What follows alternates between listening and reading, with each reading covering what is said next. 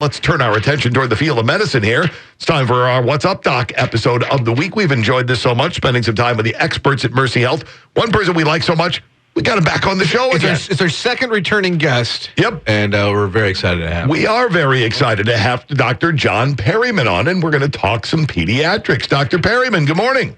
Good morning. Thank you for having me back. Oh, it's a pleasure to have you back. You draw a short straw again, or did you volunteer to come back on with us? No, I volunteered. I enjoy talking to you. Oh, wow. Just wanted to make sure, we would hate to think that, there's someone behind you going, you're going to talk to those guys. How are things in the world of pediatrics right now? Well, things are slowly getting back to normal. Obviously during the pandemic time, we had it was strange. We had a lot of people who were skipping well visits because they were afraid to come into the office, which I understand. Right.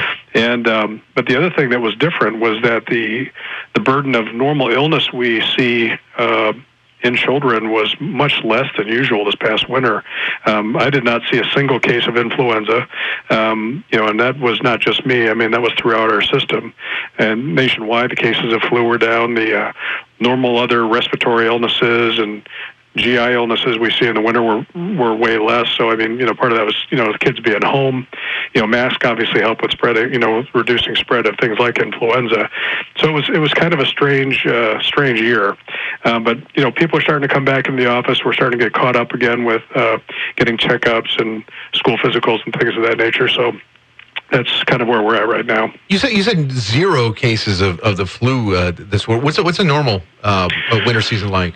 Oh, for me, I mean, personally, I would see, probably 1 or 2 every day, and then, nationally, the numbers are in the, hundreds of thousands. Yeah, but your office alone seeing a couple hundred every winter, right? Yeah. Okay. Yeah. I mean, it was, drastic difference. So, it's the mask work. Isn't that a weird? That's a very weird thing. We were all COVID centric, COVID, and forgot. Oh wow, this is during flu season, and where a couple of years ago we were talking about the devastating flu that was coming through, and those numbers basically cratered. Yeah, and it's you see the what happens with. I mean, there was such a drastic, steps that we had to take in order to control COVID and to try and control COVID, but it really did have the added benefit of controlling influenza. This coming flu season, it'll be interesting to see what's happening. COVID hopefully will not resurge in the fall, but, we'll have to see where we're at in terms of vaccinations and things of that nature. And then, once we're not wearing masks as much, I'm sure flu will return.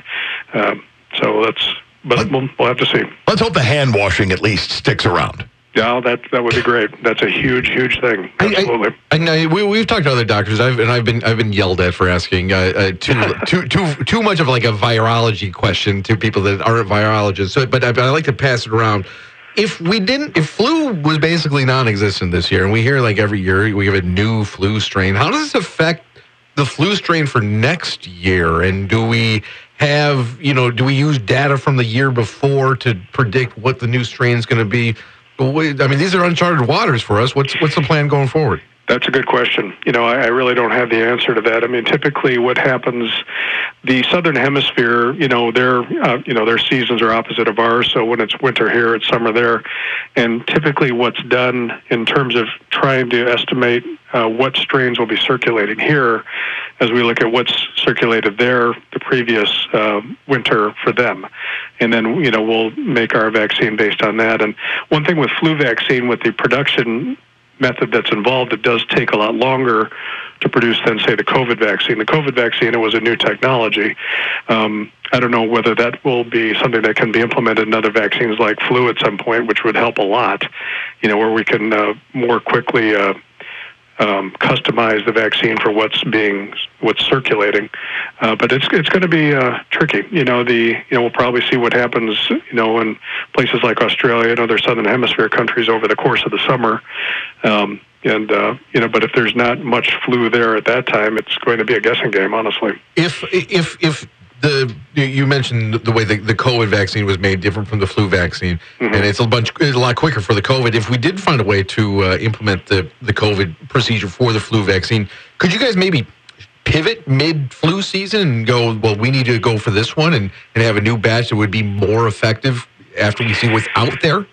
Yeah, that's a good question. I don't know for sure. I mean, again, this is kind of out of my wheelhouse. Like I said, I've been yelled at before for this. No, it's okay. I'm not yelling. Just want to be honest with you. I don't want to speak out of turn. It's the ability to change the vaccine more quickly definitely is possible, but I don't know how much lead time they would need. Like, say, for example, if we were in November and we saw an unexpected strain of flu coming through, could we get a different type of flu vaccine out, say, by January or February? And possibly, but again, it depends on how many doses you need, what the production capability is, what other vaccines, there's a lot that goes into it. So it would be ideal if we could do that. I just don't know if logistically it's possible. If you're just joining us, the segment is called What's Up, Doc, where we spend some time with the experts at Mercy Health. This morning's expert is Dr. John Perryman. We're talking pediatrics. Let's talk about the back to school and sports physicals. As in, first off, what's the difference? Well, basically, with sports physicals, we do some additional screening to make sure there are not particular risk factors for involvement with sports. With certain types of medical conditions, we have to be careful with some sports participation. The other thing we try to screen for as best we can is looking for underlying cardiac issues that may place an athlete at risk of something catastrophic. You can't always predict those things because sometimes those conditions come up because of other conditions. Sometimes you can get a viral infection that attacks the heart that can cause sudden death and things like that. But sometimes you can find with screening some conditions that may predispose an athlete to a problem. Additionally, we like to just kind of make sure their growth is normal, their blood pressure is normal, they don't have any other physical limitations or things that would need extra precautions. So those are the things that are different with sports. In terms of the actual examination, it's basically the same. We do a complete examination for both sports and for yearly exams. I tend to, if someone needs a sports physical, we do it in the context of their yearly physical, and we go over some additional questions that may put them at higher risk, both in terms of themselves and of family history. Do you recommend anybody that maybe doesn't need the sports physical for participating in athletics at school to still get a sports physical?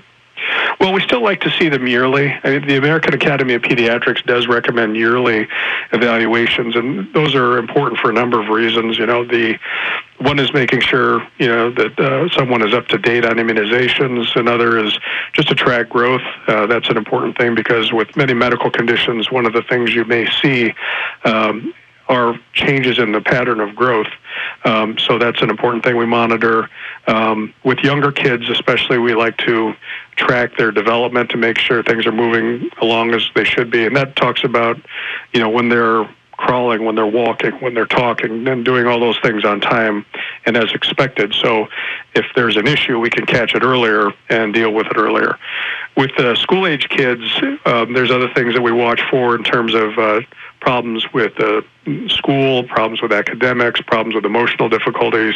We screen for depression at each checkup, and that's something that it's really been very helpful in terms of identifying issues.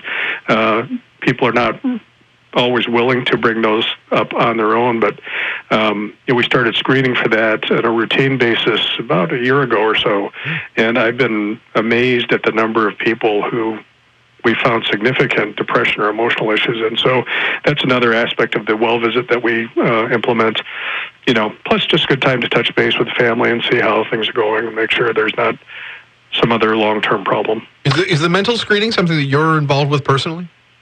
Well, what we do is the American Academy of Pediatrics, which is kind of an organization that we follow in terms of their guidelines and recommendations, had started recommending universal depression screening, which, at first I wasn't sure how useful that would be for myself, but as we implemented it, we had a lot of kids who were having significant difficulty, and this past year especially, it was hard. With the virtual learning, being isolated from friends, there was a big uptick. But even prior to that, we were uncovering a lot of people with depression, with anxiety, issues that they probably wouldn't have volunteered unless we'd have asked. So it's been a useful thing to do. How, as a parent, can you keep an eye on that sort of thing and know to perhaps bring that up to your physician, your pediatrician, when you go in with your kid that I'm noticing something here that seems emotionally based? Yeah, that can be tricky. I mean, but one thing I look for, certainly if there's some kind of drastic behavioral change, a withdrawal from the family, a withdrawal from friends, a withdrawal from social activities, spending more time alone. One thing I'll hear repeatedly when someone is having that kind of issue is they just stay by themselves for great lengths of time. Now, sometimes it's just the draw of a video game, but sometimes it's just that they don't want to interact with the family, and it's because they just are feeling so bad. So what I would advise looking for there is just if you see a rather drastic fall off in terms of interaction with the family, interaction with friends and social activities. Another clue would be is if someone is getting angry frequently. With teenagers and kids, sometimes depression will manifest as increased anger. So if you see all of a sudden that someone is just becoming very difficult, very argumentative, things of that nature, then that would be a time to maybe come in and talk to somebody. Great idea. Doctor, what is it, about pediatrics, about getting your kid prepped for school, about the, perhaps getting the exams done before sports and all that we haven't asked you that you want people to know? Well, it's important kind of to get back to it. A lot of people in our practice, and I'm sure in others as well, just didn't bother coming in because of the pandemic. And we want to make sure that we're not missing things that, that could be brewing, things that aren't real acute, but that could cause significant problems over time. And so just the important thing is just to try and keep up with these things. One just kind of a caveat I would just tell people is that with scheduling physicals, insurance coverage sometimes will dictate that you can't have more than one in a 1 year period. So you may want to check and make sure that you don't schedule two within a 1 year period because the second one may not be covered. So that would just be a little unpleasant surprise. Yes, exactly. Unpleasant surprise. Yeah, it is.